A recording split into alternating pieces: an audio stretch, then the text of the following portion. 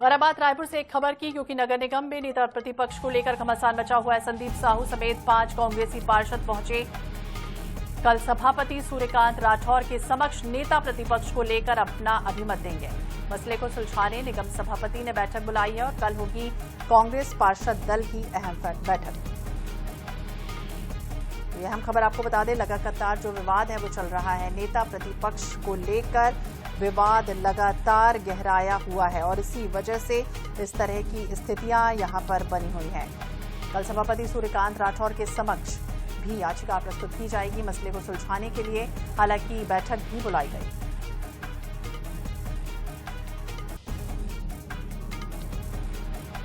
तो संदीप साहू समेत 5 कांग्रेसी पार्षद पहुंचे हैं और लगातार ये जो विवाद है वो थमने का नाम नहीं ले रहा। इसके पहले भी लगातार इस तरह की स्थितियां बनी हुई थी रायपुर नगर निगम में।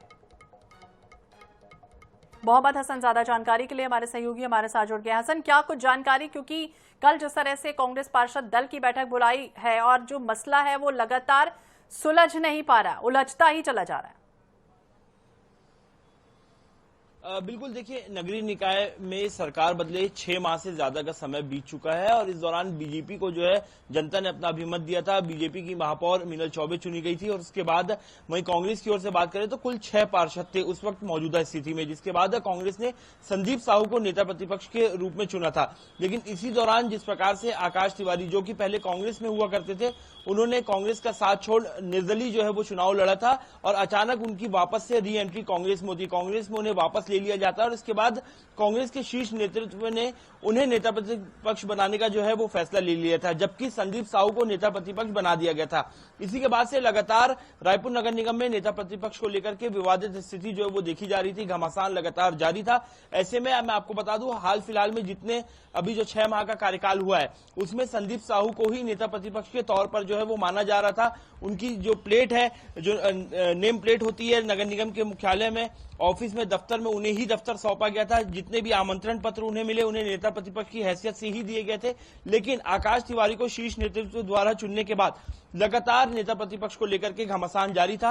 अब ऐसे में सूर्यकांत राठौर, जो कि सभापति हैं रायपुर नगर निगम के, उन्होंने इस मामले को सुलझाने के लिए 18 सितंबर को एक बैठक बुलाई थी। लेकिन करीब 3 से 4 पार्षद जो है उस वक्त मौजूद नहीं थे राजधानी में, जिसके कारण बैठक जो है वो नहीं हो पाई थी।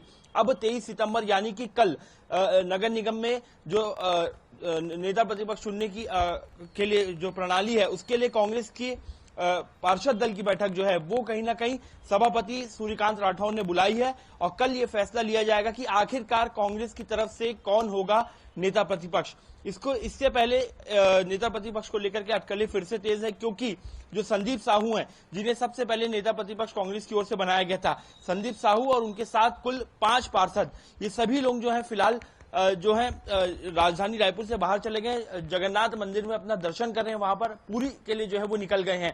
तस्वीरें भी कुछ सामने आई है जहां पर संदीप साहू के साथ कुल 5 पार्षद जो है वो पूरी दौरे पर है, वहां पर जगन्नाथ भगवान का दर्शन करेंगे और राजधानी रायपुर लौटेंगे।